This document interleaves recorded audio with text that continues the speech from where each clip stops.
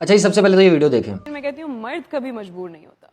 नहीं होता ना? नहीं, अगर वो कहे कि मैं मजबूर हूँ तो वो समझ ले कि वो झूठ कह रहा है, ओए क्योंकि मर्द कभी मजबूर नहीं होता। जो वो चाहता है वो कर सकता है। और औरत मजबूर होती है? नहीं, बिल्कुल नहीं होती। अगर औरत अपनी पे आ जाए ना तो वो नहीं देखती कि सामने कौन है, क्योंकि वो जिससे प्यार करती है वो फिर करती है। अच्छा जी, मुझे इस खतून के बयान से शदीद इख्तलाफ है। ये कहना कि मर्द मजबूर नहीं होता और अगर वो कहे कि वो मजबूर है तो वो झूठ बोल रहा है, ये एक इंतहाई सतही, खुद साख्ता और जज्बाती सी राय है और हकीकत से बहुत दूर। देखें, हर मर्द सिर्फ अपनी ख्वाहिशात के ताबे नहीं होता, उस पर ख़ानदानी, माशरती, माली और मजहबी जिम्मेदारियाँ भी होती हैं।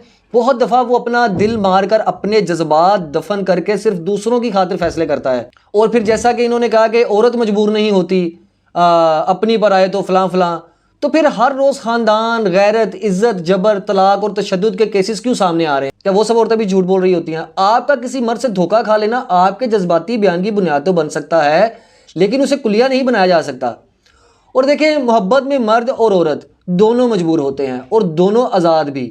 बस हालात, किरदार और नीयत पर मुनहसर है। किसी ज़ाती वाक़े को बुनियाद बनाकर पूरी सिन्फ पर उंगली उठाना ना अक्लमंदी है, ना ही इंसाफ।